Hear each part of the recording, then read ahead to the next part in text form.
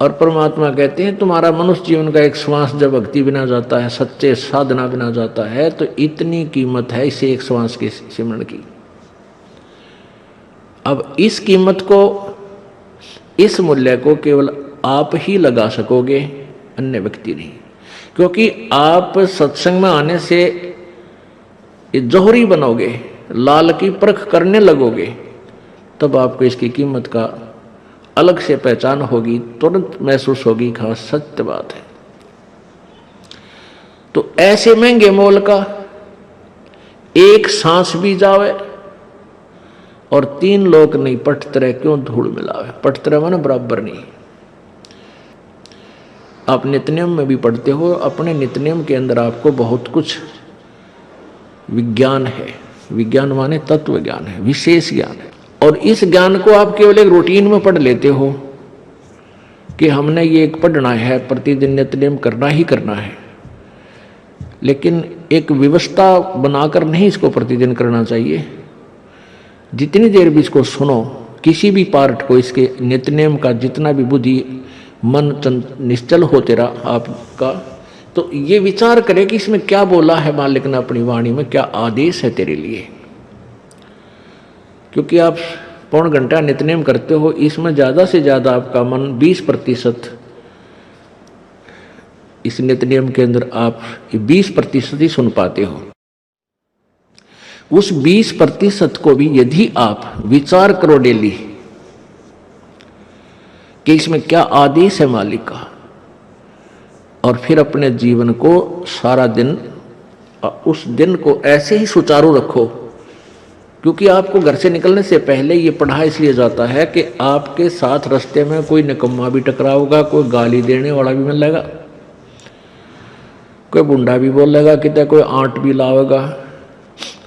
तो उनके साथ आपने कैसे व्यवहार करना है। आवत गाली एक है, उल्टा हो अनेक, और कह कबीर ना उलटियो वा रहे एक की एक। इसको पढ़ना नहीं है।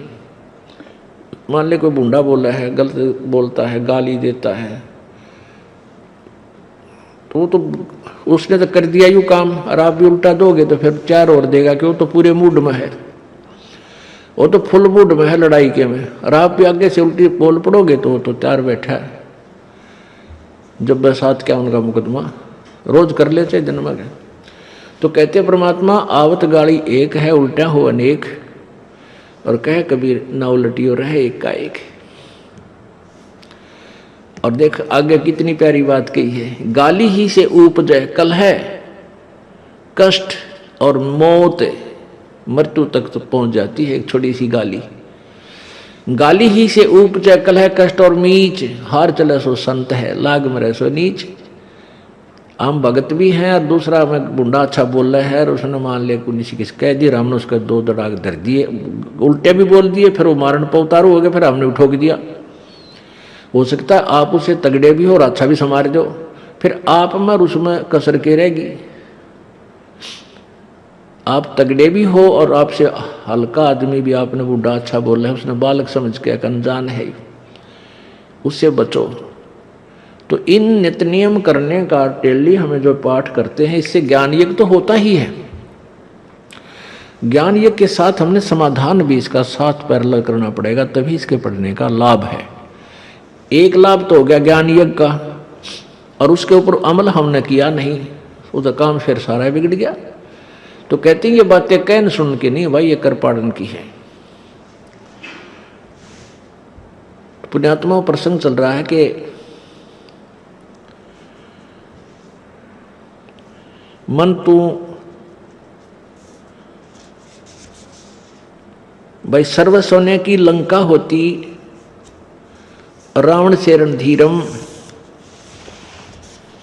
एक पलक में राज बिराजी जम के पड़े जंजीरम। अब जैसे सर्व सोने की, यानी रावण के पास सारी सोने की लंका थी पूरी,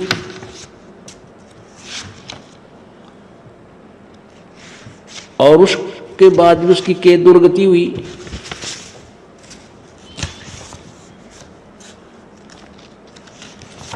इसलिए ये जो संसारिक सुख आप प्राप्त कर रहे हो, इस संसारिक सुख की ही आशा में आप जी रहे हो,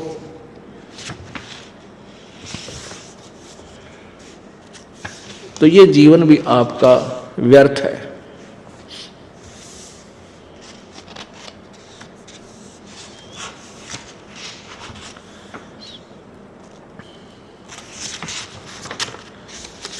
ये जीवन भी आपका व्यर्थ है।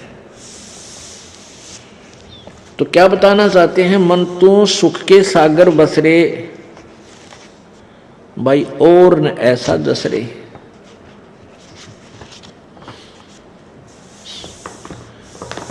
और उस पूर्ण उसकी भक्ति, यानी ये सुख का सागर कैसे मिलेगा? पूर्ण परमात्मा की भक्ति हो।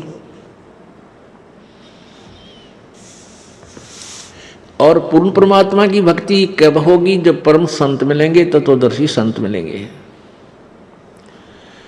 तो क्या बताते हैं? यो जीव भूला ब्रह्म को विकृताई बकवाद, आन उपासा करते हैं क्योंकि मिले न सतगुरु साध।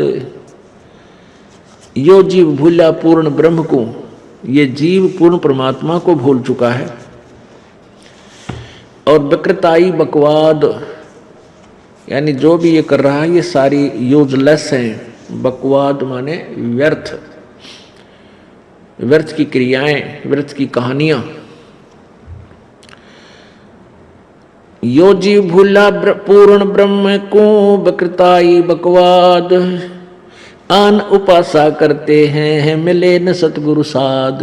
अन्य उपासनाएं करते हैं। आन उपासना माने अन्य, एक पूर्ण परमात्मा की भक्ति को छोड़कर जो और उपासनाएं आप करते हो वो आन उपासना है।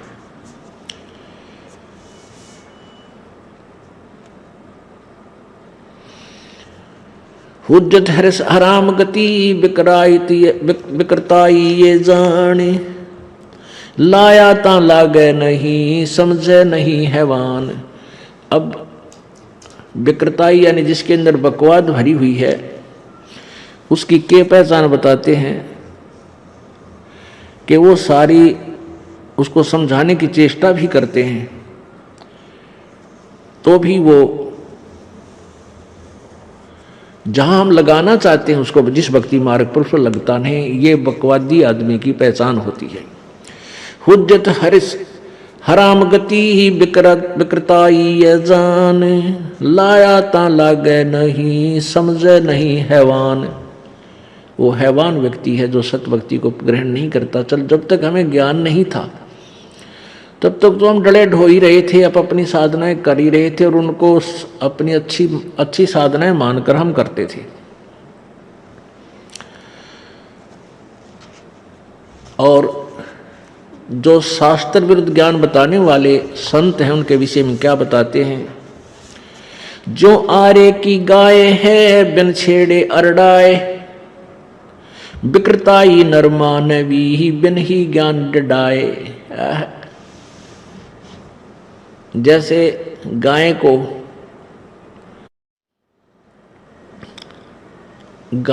बांध देते हैं कसाई लोग, और उसको पता लग जाता है कि तेरे को काटेंगे,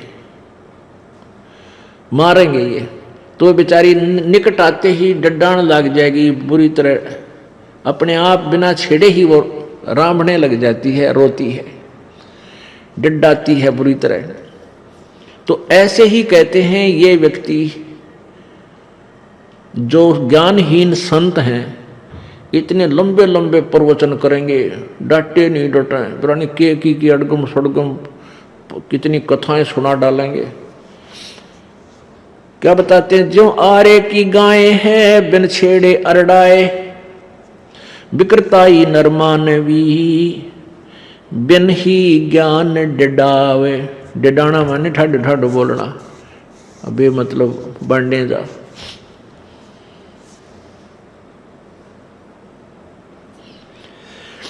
फुटे नग का मोल क्या कौड़ी बदले जाए, विकृताई नरमानवी संतों देख रिसाए। अब जो निकम्मी आत्मा उनकी पहचान बताते हैं कि संत वही होगा जो सच्ची कहेगा और ये नहीं देखता कि ये आदमी नाराज ना हो जाए, कहीं ये कह दूं तेरी साधना गलत है बेटा भाई बच्चा, तो संत सच्ची कहा करे, नहीं तो बोल रहे नहीं, उसको आवश्यकता नहीं फिर प्रचार करने की या कोई ज्ञान बताने की। और उस संत को जो सत्य कहता है और अनमोल मनुष्य जीवन की रक्षा करता है, उसको देखकर भी जो विरोध करते हैं वो दुष्ट आत्मा बताए, ये पहचान है उनकी।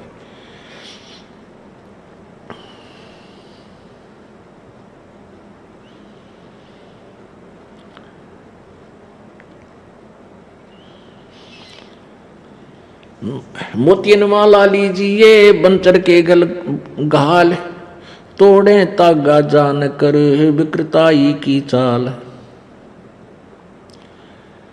कहते हैं जैसे बंदर के गल में मोती की माला गाल दे, मोतियों की कीमती, वो पकड़ कर तोड़ कर फेंक देगा। ऐसे ही जो निकम्मी टाइप की आत्माएं हैं, उनको यदि आप बोलो चलो के ले भी आते हो यहाँ और उपदेश दिला देते हो, वो रखेंगे नहीं, ऐसे तोड़ कर फेंक देंगे, वो पाप आत्मा है।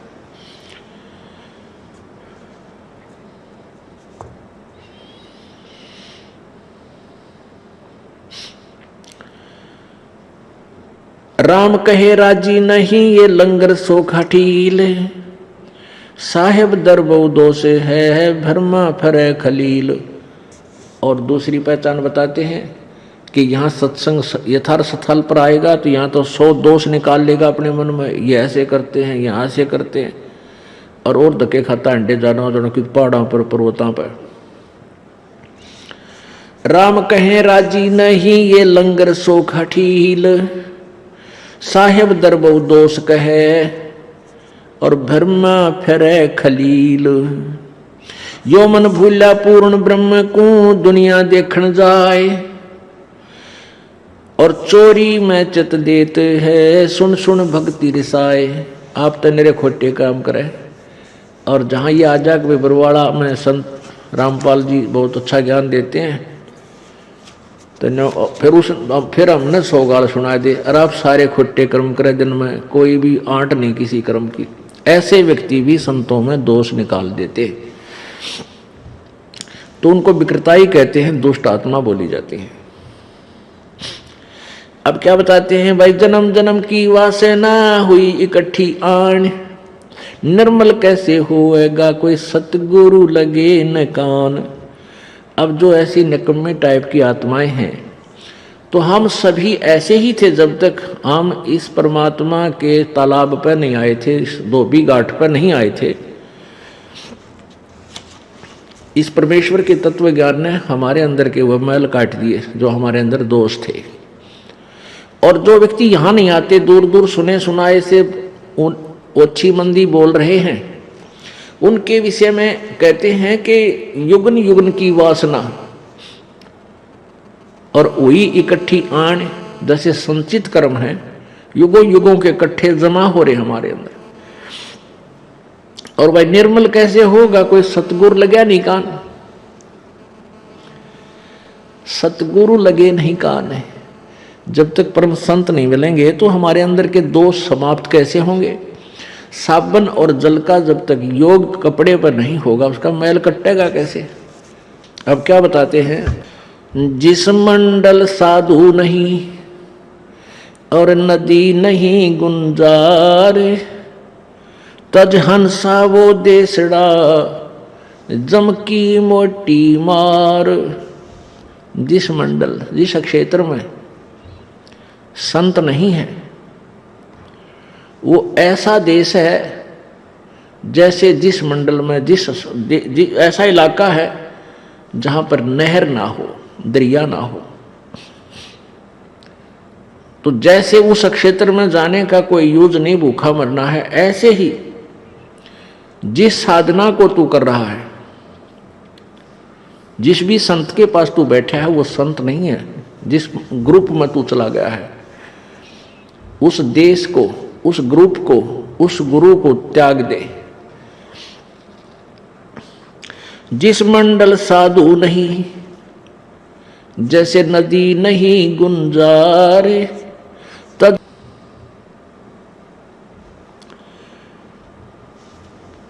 6 ऋतु 12 मास में, नहीं कुलाहल राग, जे नगरी क्या रैन है, कोयल कूक न बाग। 6 ऋतु 12 मास में और नहीं कुलाहल राग। अब जैसे अच्छा अक्षेत्र है, खूब उसमें सिंचाई होती है, अच्छे धन हो जाता है, तो वहाँ पर फिर खुशी के राग गाए जाते हैं। ब्याह शादियाँ होती हैं तो वो मंगल गाते हैं, यानी वो खुशहाली में अपना उस खुशी मनाते हैं। 6 ऋतु 12 मास में जहाँ नहीं कुलाहल राग, जे नगरी क्या रैन है, जहाँ कोयल कूक न बाग। तो परमात्मा पूर्ण ब्रह्म की वाणी जो है हमें सच भक्ति मार्ग से ही तोलती है। उदाहरण के अर्थ हम अन्य प्रमाण लेते हैं कि जैसे जिस क्षेत्र में कहीं साल 6 महीने में भी कोई सत्संग ढंग का ना होता तो वो जीव सुखी कैसे होंगे? उनकी आपत्तियां टलेंगी नहीं तो रोज किसी के कुछ हो रहा है, किसी के भाई मर गया, किसी की माँ मर गई, किसी का बालक बीमार है, तो वो खुशी मना ही नहीं सकते। जैसे जहां जिस क्षेत्र में दरिया नहीं है, यानी पानी का साधन नहीं है, तो सुखी हो ही नहीं सकते। उनको तो रोटी है कि सांसा पड़ी रहेगी सारा दिन, खुशी की तो बात बहुत दूर है। ऐसे ही जहां संत नहीं जाते वो अक्षेत्र ऐसा जानो जैसा नदी रहित क्षेत्र है।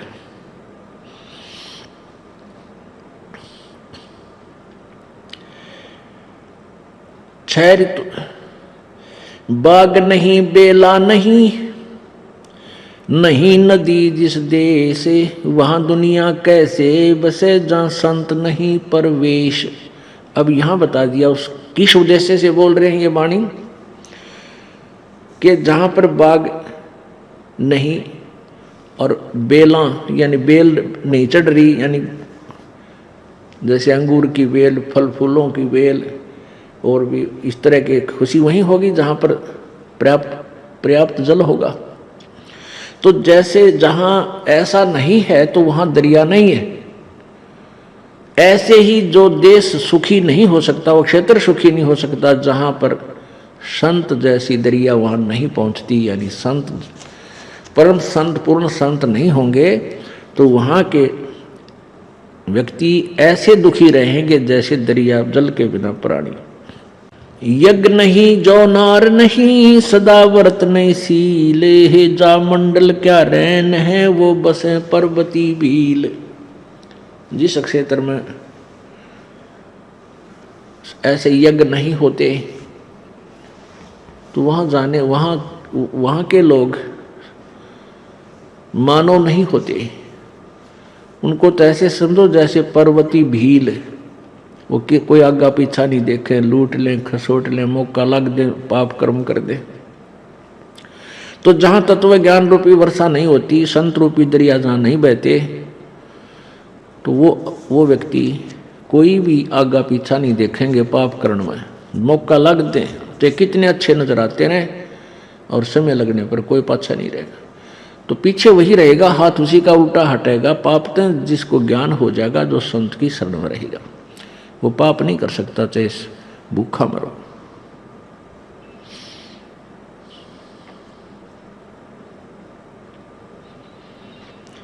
हंस दिशा जहाँ मनुष्य हैं, ज्ञान विवेक विचार, सतगुरु भाषा समझ ले, यो हमारा परिवार।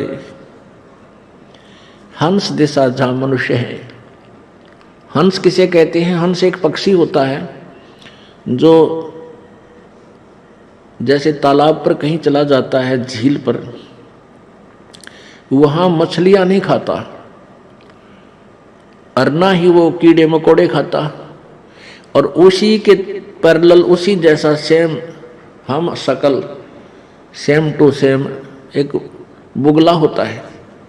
हंस जैसी ही शकल वैसा ही पक्षी, और वो जाते ही मछली ठहगी मछली खा ली, घोगे ठहगे घोगे फोड़ के खा लिए, वो गोल गोल संखले से होया करे, और कोई भी जीव जंतु पाएगा वो बुगला उसी समय खाना प्रारंभ कर देता है। लेकिन हंस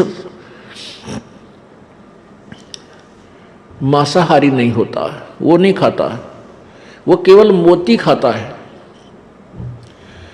और दूध के अंदर मान ली 1 किलो आप शुद्ध कति प्योर दूध है और उसमें पाइया पानी डाल दो 250 ग्राम और हंस के सामने रख देना, उसको उसमें ऐसी कुदरती क्रिया दी है मालिक ने, ऐसा केमिकल है उसके उसमें ऐसी उसकी जीभ में, वो दूध रह जाए, पानी छोड़ देगा, दूध को पी लेगा, पानी अलग रह जाएगा उसका। दूध और पानी छान लेना, दूध और पानी को अलग अलग कर लेने का तात्पर्य है कि हम बुद्धिमान व्यक्ति जो भक्त हैं ये हंस दिशा में आ जाते हैं, हंस सतर पर आ जाने चाहिए। इनको हर तरह से सोच लेना चाहिए पाप और पुण्य की सतिथि को, कि आप जो ये हंस जो होते हैं वो पाप नहीं करते, पुण्य करते हैं, वो किसी का बुरा नहीं करते, भला भला करते हैं। ये बट नेचुरल हो जाना चाहिए उन्हें, वो हंस होते हैं।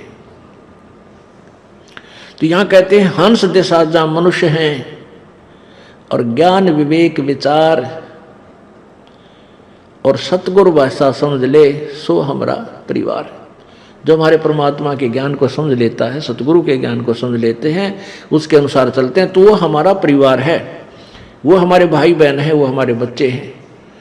और जो इस भाषा को, इस ज्ञान को नहीं समझते हैं वो तो मनुष्य है। पुण्यात्माओं, हमने, क्योंकि शरीर मनुष्य का है, कर्म मनुष्य के उनके भी नहीं है, लेकिन मनुष्य कहलाते हैं। अब हमने मनुष्य से देवता बनना है, मनुष्य हमने देवता बनना है और उसको सतगुरु ही बना सकते हैं। मानुष से देवता किया करत न लाई बार, ये सतगुरु ही कर सकता है। अब मानो तो वो भी हैं जो सारा दिन पाप करें, खोटे खोदें, आप जैसे नजर आएंगे, और एक आप हैं, आप पाप नहीं कर सकते, 100 बार सोचते हो किसी का बुरा करते समय, तो आप भी मनुष्य हैं और वो भी मनुष्य। तो हंस और बुगला एक कैसर, एक सरोवर पर हंस और बुगले दोनों हो, उनकी पहचान बताई जाती है कि बुगला तो जानते जाते ही मछली का दुश्मन होगा और बुगला नहीं, और हंस नहीं होगा, खड़ा रहेगा, वो छुएगा नहीं उसको। ऐसे ही आप कहीं खड़े हो, भक्त हैं, और दूसरे भी व्यक्ति खड़े हैं, सामने शराब की दुकान दिखी, जब वह पहुंचेगा को जमा हाथ दे कर दिए एक पौवा, और भक्त उधर देखेंगे भी नहीं, तो ये समझ ले वो तो बुगला है, उसने तो मछली मार ली, और हंस उसकी तरफ नहीं देखेंगे। हुक्का पीवे, बीड़ी पीवे, ले भाई ला ले, तू भी पिला ले, तो भक्त नहीं छुएगा कि ना भाई बस मैं नहीं पीता हूँ। तो ये हंस और बुगले की पहचान हो जाएगी। जो इन बुराइयों को त्याग देंगे वो मनुष्य, फिर वो हंस हो जाएंगे। तो वो कैसे होंगे भाई? युगन युगन की वासना हुई इकट्ठी आने, निर्मल कैसे होगे सतगुरु लगे न कान।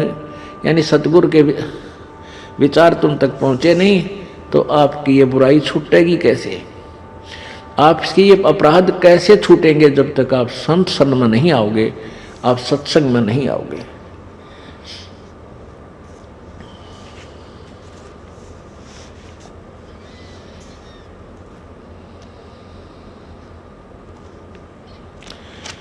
अक्षमाशील तीस नगर में सत्सुकृत संतोषी, चल हंसा तिस भूमि बस जीवित मुक्ता मोख। शंका डायन साल सब सूल शरीर मिटंत, धोखा धुंधर जाते है जब भेंटे सतगुरु संत। कबीर पुरुष की भगति करते संत सुजान, गरीबदास सत भक्ति कर पहुंचे देश अमाने। कहते हैं परमेश्वर कबीर जी की भक्ति सुजान संत यानी अच्छी आत्माएं ही करती हैं, और गरीबदास साहब जी कह रहे हैं कि परमात्मा की सत भक्ति हम करके सतलोक चले गए और आपके लिए भी संकेत देकर चले गए। अब प्रश्न चल रहा है कि मन तू चल रे सुख के सागर, मन तू सुख के सागर बस रे भाई और नहीं ऐसा यस रे।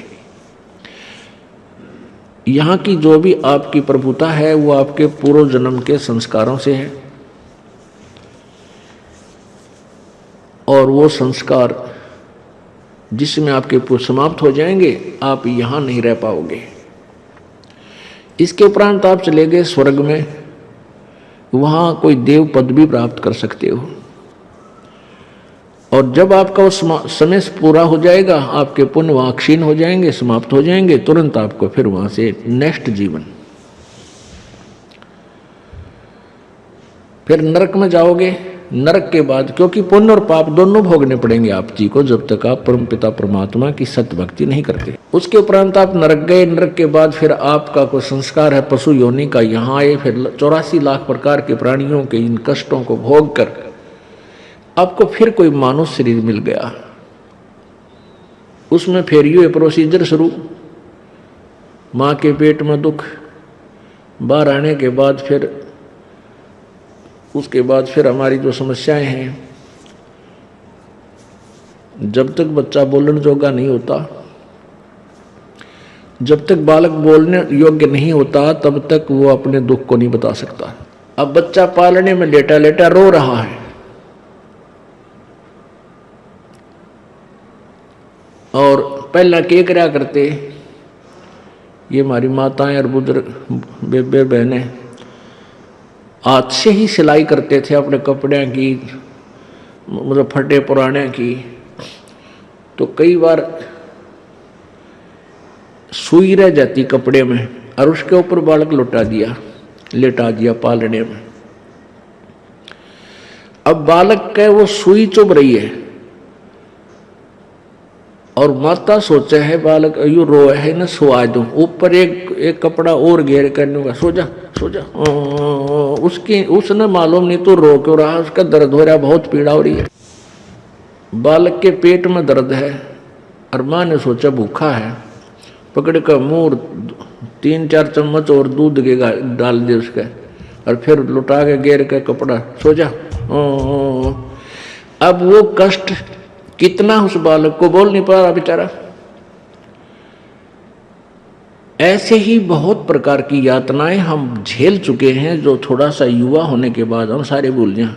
ये हमारे अंदर एक काल ने एक और ऐसा ढीठपना पैदा कर दिया, हम दुख वो भूल जाते हैं पीछे से कितना कुछ दिक्कत हमें आई है। तो उसको याद दिलाना जरूरी होता है। परमात्मा हमें वही याद दिलाते हैं कि अब तो चल निकल गया इसमें, तो मान लिया तो सुख, और फिर आओगा ये कोल्लू, फिर इस कोल्लू में फिर दिया जाएगा तो, और फिर वही समस्याएं खड़ी होगी। इससे बचने के लिए क्या तरीका, क्या समाधान है, वो बताया जाएगा इस सत्संग के माध्यम से।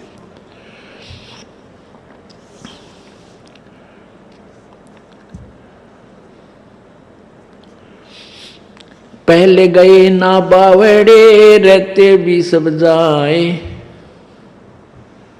बिन साहिब की बंदगी कहीं ठोड़ ठिकाना ना।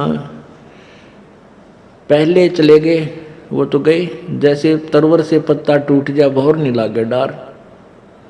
वो जो चले गए वो शरीर में, उसी शरीर में आपके परिवार में वो नहीं आ सकती। जैसे आपका पिता है, माता है, बहन है, अब अन्य शरीर धारण करके आगे कोई पशु बन के कोई पक्षी बन के बैठी रहो, हमने उससे क्या लेना देना, क्यों मामला पता नहीं ये कौन है।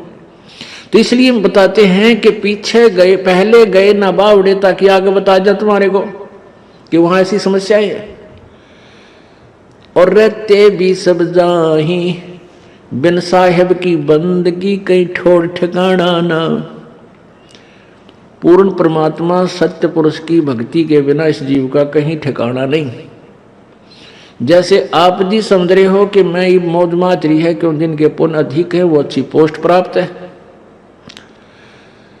समय पे हर वस्तु उपलब्ध है, गुट्टी लाओ, सिनेमा देखो, ताश खेलो, नाचो गाओ, खाओ सो, कोई दिक्कत नहीं। अब ये समय पूरा होते ही फिर गधा बनेगा, गधे का समय पूरा होते ही फिर कुत्ता बनेगा, कुत्ते का जीवन पूरा होते ही फिर और 84 लाख प्रकार की योनियों में ऐसे आप की चला चली बनी रहेगी। स्वर्ग जाओगे, स्वर्ग से वापस आओगे और ये शरीर आपका अवश्य छूटेगा। ये भी ना पता ये छूट कद जा, इसका ये भी नहीं मालूम। अप्रोक्सीमेशन से हम जी रहे हैं, आइडिया अंदाजा लगा रहे हैं अभी तो, और शायद इतना समय और रहेंगे हम। नहीं, ये तो आपकी अपनी सोच है, देखा देखी, इसका ये नहीं पता कब चले जाए। तो हमने क्या देखना है कि ये सतलोक जाए बिना हमारा ठौर ठिकाना नहीं है। यहाँ पर यहाँ अपना निज स्थान नहीं है। आज हमने कोठी बना दी, वह अपनी मान ली, उससे के ऊपर गद्द मद 1-2 एकड़ जमीन मोल ले ली, उस पर झगड़ा करके लट्ठम लट्ठा कत्लेआम कर डाला। अरे अपना तो यह शरीर भी नहीं है, काया तेरी है नहीं, माया कहाँ से हो। और चरण कमल में ध्यान रखो, इन दोनों को खो। इस शरीर को भी भूल जाए, माटी है, ये सोच लिए मिट्टी है, और ये माया तेरी नहीं है, नहीं है, नहीं है, ये फाइनल समझ लेना। लेकिन हमारे को जीव ऐसा बना दिया काल ने, हमारा ऐसी स्थिति होगी हमारे जीवन की, हमारी बुद्धि की, बगैर तत्व ज्ञान के। जैसे भैंस का काटड़ू मर जा बच्चा, और व्यापारी लोग उसमें भूस भरवा दिया करे, उसके चाम में 8 मास निकाल के फेंक देते हैं, और एक पूछड़ छोड़ देते हैं दूम, और भैंस उसको अपना बच्चा मानकर उसके पीछे रा रा रा साथ लेकर चल पड़ेगा, और वो भागती चलेगी उसके साथ साथ, किधर टांग देगा वहीं खड़ी रहेगी। तो उस मिट्टी, उस भरे हुए भूस के कवर को उस भैंस की बुद्धि इतनी है, वो पहचान नहीं पा रही तेरे इसमें के है, अंदर के सांग है इसमें, ये तेरा बच्चा नहीं है। तो आज हम इस काल भगवान ने ऐसे बुद्धिहीन बना दिए, हमने ये माटी के खिलौने, मिट्टी के सारा साजबाज, जैसे मकान है, कार है, कोठी है, बेटा और बेटी है, इसमें काल ने ऊपर चाम लाकर अंदर हाड मास और ये गंध भर कर हमें दे दिया, ये मेरा है, हाय मेरा है, हाय मेरा है, हाय मेरा है। और कल उन तो पहले आपकी मृत्यु हो जाए, आपके सामने वो खिलौने ही टूट जाते हैं, फिर कौन समझ में आती। क्यों आवा? क्योंकि हमारी बुद्धि इतनी है कि जैसे उस भैंस के आवा तुम्हारा आवा, क्योंकि हमें वो ज्ञान ही नहीं, हम इससे आगे सोच ही नहीं सकते। ये अखिया बनेगी, ये मोतिया बिंद हटेगा, परमेश्वर कबीर जी के तत्व ज्ञान थे। और इस ज्ञान के बाद फिर ज्ञान भी हो जाएगा, और भक्ति आपके अंदर प्रवेश नहीं हुई तो भी ज्ञान डटेगा नहीं। पुण्यात्माओं, ज्ञान तो सभी बताया करते, फिर ये इतना समाज क्यों बिगड़ गया? क्योंकि उनके द्वारा बताएगी भक्ति में शक्ति नहीं थी, और साथ में भक्ति की शक्ति होगी। उस शक्ति से क्या होगा कि आपकी आत्मा में ताकत आवेगी, इस मन को धिक्कारन की हिम्मत रखेगी। नहीं तो इसे बड़े बड़े ऋषियों के साथ ने जुल्म करवा दिए।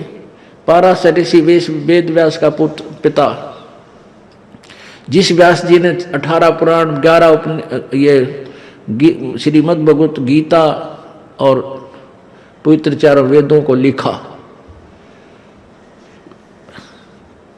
और उसका पिता पाराशर जंगल में साधना करने के लिए गया।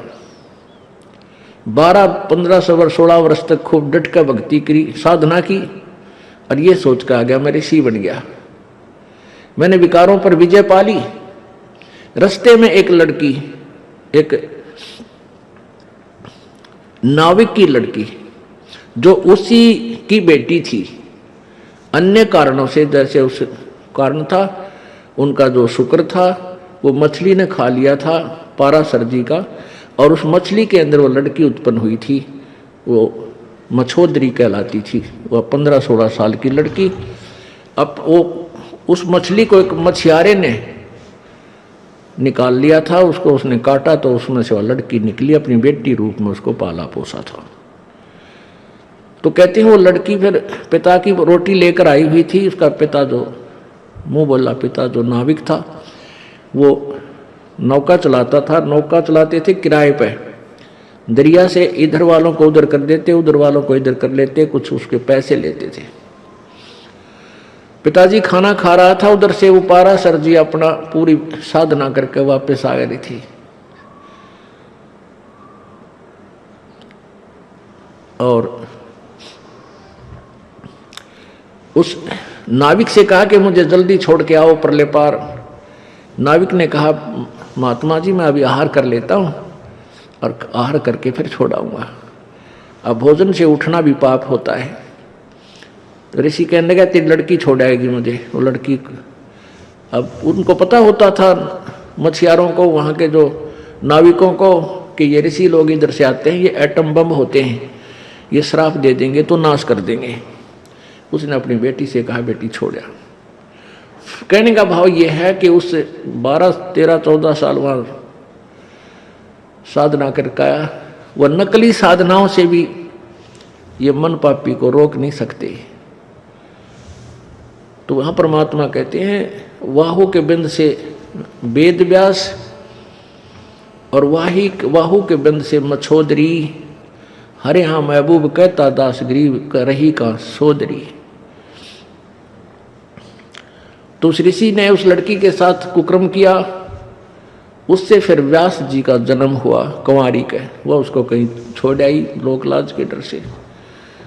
तो कहने का भाव ये है कि इन ज्ञान बात बात तद काम ना चले, अरे नकली साधनाओं से ये मन पापी रोक नहीं पाओगे। कहने का भाव ये है कि जब तक हम परम पिता परमात्मा सत कबीर की भक्ति परम संत से लेकर नहीं करेंगे तो ज्ञान से भी बात नहीं बनेगी। क्या उस ऋषि को ज्ञान नहीं था? बिल्कुल था, लेकिन वो सत्य भक्ति न्यारी होती है। कांपन लाग जाए शरीर सारा नुखड़ा होकर के, ऐसे पाप की तरफ जब भी मन चाहेगा तो भी नहीं ये कुकर्म कर पाएगा। इस तरह की जो परिवर्तन है वो सत्य भक्ति सत्य मंत्र से आएगा। चोरी करने की चेष्टा या घेरा फेरी करने की चेष्टा कभी करेगा ये मन, कांप जाएगी आत्मा, कति हाथ हिल जाएंगे आपके, वो समय आएगा। लेकिन जब तक ऐसा नहीं होता तो आपकी भक्ति कमजोर है। ज्ञान के साथ साथ समाधान भक्ति अवश्य होनी चाहिए।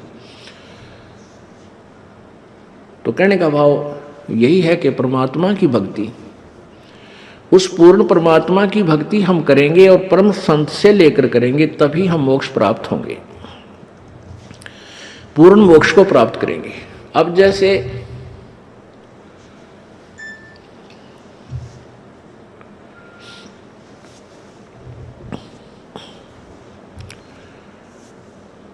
जो साधना हम करते थे उन साधनाओं के परिणाम स्वरूप स्वर्ग लोक महास्वर्ग तक चले जाते हैं।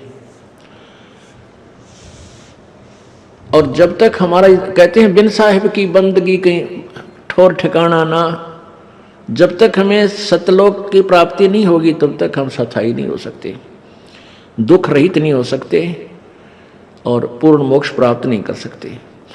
अब जैसे गीता ज्ञान दाता चौथे अध्याय के 5वें श्लोक में कहता कि अर्जुन तेरे और मेरे बहुत जन्म हो चुके हैं, तू नहीं जानता मैं जानता हूं।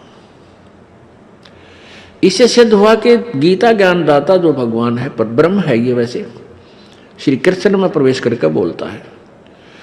तो ये कह रहा है कि मेरी भी जन्म मृत्यु होती रहेगी, तेरी भी होती रहेगी। तो इससे सिद्ध हुआ कि गीता ज्ञान दाता 8वें अध्याय के 13वें श्लोक में कहता है ओम इति एक अक्षरम व्यवहारन ब्रह्म व्यवहारन माम अनुसमरण और ये प्रियाति तजन देहम सयाति परमाम गति। मेरा एक ओम मंत्र है, मुझ ब्रह्म का एक ओम मंत्र है, एक अक्षर बस, नथिंग एल्स, और नहीं। और इसकी जो अंतिम श्वास तक साधना करता है वो मेरे वाली परम गति को प्राप्त करता है। ओम नाम के जाप करने वाला भी सथाई नहीं, क्योंकि ब्रह्म लोक जाता है। और गीता जी अध्याय नंबर 8 के श्लोक नंबर 16 में कहा कि ब्रह्म लोक पर्यंत ये सभी पुनर्वर्ती में है, जो ब्रह्म लोक में चले गए उनकी भी जन्म मृत्यु होती है। गीता जी अध्याय नंबर 15 के श्लोक 16 और 17 में 3 भगवानों का विवरण है। क्षर ब्रह्म तो ये ब्रह्म है, क्षर पुरुष तो ये ब्रह्म है जिसकी अभी आपको स्थिति बताई, और अक्षर पुरुष है ये परब्रह्म है ये भी नाशवान है, क्योंकि गीता जी अध्याय नंबर 15 के ही श्लोक 17 में कहा है कि उत्तम पुरुषत्व अन्य परमात्मा इति उदारते। वो वास्तव में श्रेष्ठ भगवान तो कोई और है, यानी वास्तव में वही भगवान कहलाता है, और वही तीनों लोकों में ये लोक तरम आविश्य विवर्ती अवैश्वर है, जो तीनों लोकों में प्रवेश करके सबका धारण पोषण करता है, यानी सबके संस्कार भी वही देता है, और वो वास्तव में अविनाशी है। तो हम किस मालिक की भक्ति करें, किस प्रभु की साधना करें जिससे हमारा जन्म और मृत्यु का रोग कटे? उस वो पूर्ण परमात्मा है, परम अक्षर ब्रह्म है, जिसके विषय में गीता जी अध्याय नंबर 8 के श्लोक नंबर 3 में गीता ज्ञानदाता कहता है कि जिसके विषय में अर्जुन मैंने 7वें अध्याय के 29वें श्लोक में बताया है कि इस तत्वब्रह्म को जानकर अखिल सारे ब्रह्मांडों को, सारे अखिल यानी सारे ज्ञान को, तत्व ज्ञान को, अध्यात्म ज्ञान को समझने के उपरांत केवल साधक जन्म मृत्यु से छूटने का ही, जरा मरण से छूटने का प्रयत्न करता है और कुछ वस्तु नहीं मांगता, तो वो परम अक्षर ब्रह्म है, वो तत्व ब्रह्म। उसकी जानकारी होने पर और पूरा आध्यात्मिक ज्ञान समझ में आने के बाद फिर यहाँ के खिलौनों से नहीं खेलता। अब हम क्या मांगने आते हैं भगवान के दरबार में? एक बेटा दे भगवान। जब बेटा मिल गया तो हम भक्ति करेंगे, नहीं तो चले और मांगेंगे की तरह। परमात्मा कहते हैं कि तुम बालक हो, बालक, बिल्कुल बालक।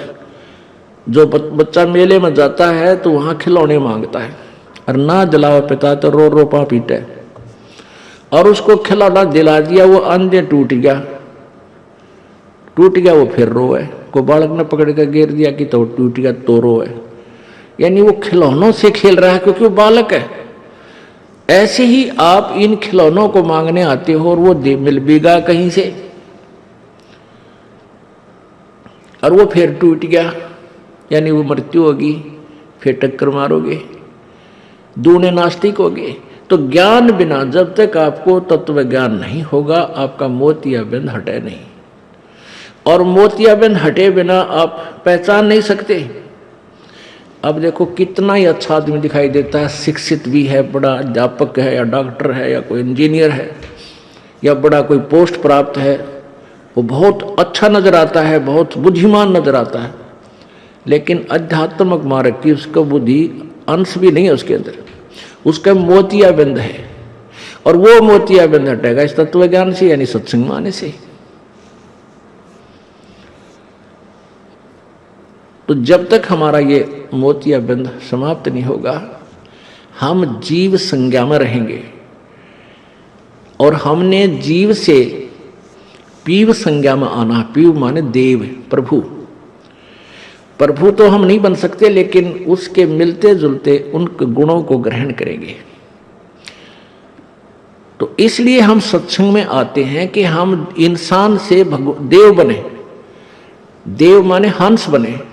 हम बुरे और अच्छे की पहचान के साथ साथ हम उस पर दृढ़ हों। जैसे हंस होता है, मर जाएगा भूखा, हंस मछली नहीं खाएगा, तो उसको भगवान भूखा मरने भी नहीं देता। ऐसे ही आप दृढ़ विश्वास करके डटोगे, दृढ़ होगे, अपने मन पापी न रोकोगे कि बुराई करने का समय आता है, वहाँ रोक कर उसने फिर देखो आपको फिर वस्तु वो मिलेगी कि नहीं, और एक नंबर से मिलेगा मालिक ना जाने से। ये पल में किरा के कर दे वो दाता। कहते हैं साहेब से सब होता है, बंदे से कछु नाही। राई से वो पर्वत करे और पर्वत से फिर राई। परमात्मा सब कुछ कर सकता है, इंसान से कुछ नहीं हो सकता, कुछ नहीं कर सकता वो। तो हम क्यों ना उसी समर्थ की शरण ग्रहण करें जिससे सब कुछ हो, और उसको हम राजी करें, उसको प्रसन्न करें, उसकी शरण में रहें।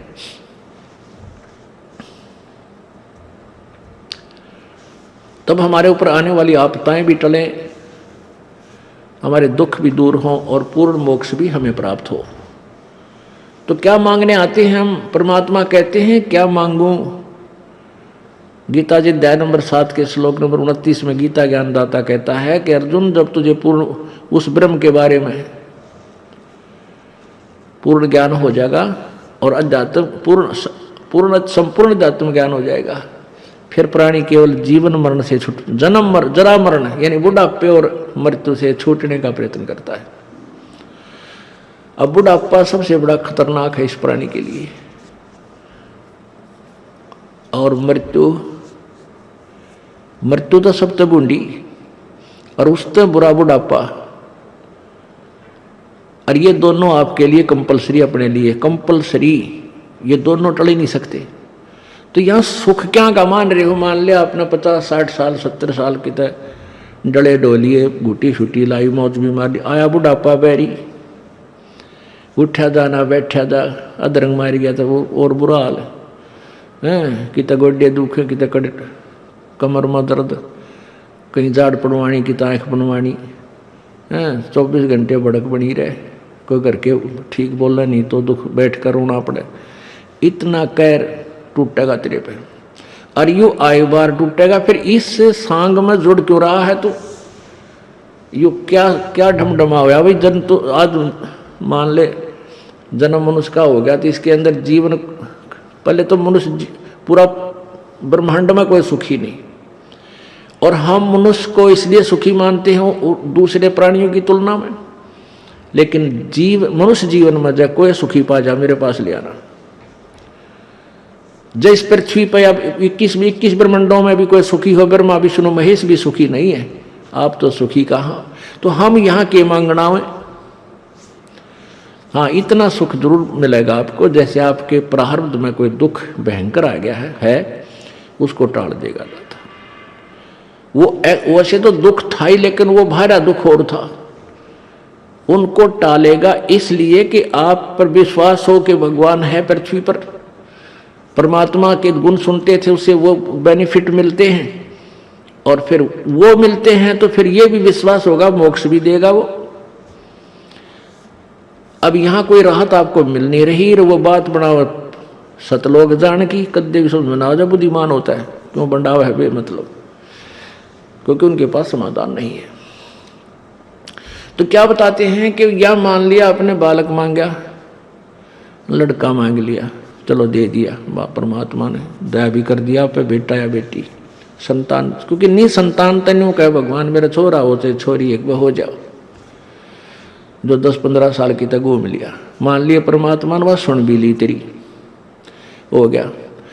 जब तक आप इस स्थिति पर नहीं आओगे कि क्या मांगो कुछ थिर ना रहाई, और देखत नैन चला जग जाई, 1 लाख पूत 1.25 लाख नाती, 1 लाख बेटे थे रावण के, और 1.25 लाख रिश्तेदार एक से एक पहुंचा हुआ धनी, और उस रावण के आज दीवान बाती, उसका नाम और निशान नहीं रहा। 1 लाख का पिता गया जगत में ऊत माने जिसका आगे पाछे कुछ ना बच्चा है, 1 लाख बेटे होकर भी ऊत न पूत कहा करे ना, वो बगैर बेटे वाला होकर मरा, उससे पहले सारे बच्चे मारे गए उसके। तो परमात्मा कहते हैं क्या मांगो कुछ थिर ना रहाई, और देखत नैन चला जग जाई, 1 लाख पूत 1.25 लाख नाती, उस रावण का दीवान बाती। परमात्मा कहते हैं सत्य नाम गहो निज मत यही, मेरा तो आपको यही एक विचार सलाह है कि भाई सत्य नाम निज नाम की भक्ति करो। तो पुण्यात्माओं, हमने इस सत्संग के विचारों से ये निष्कर्ष निकालना है। अब जैसे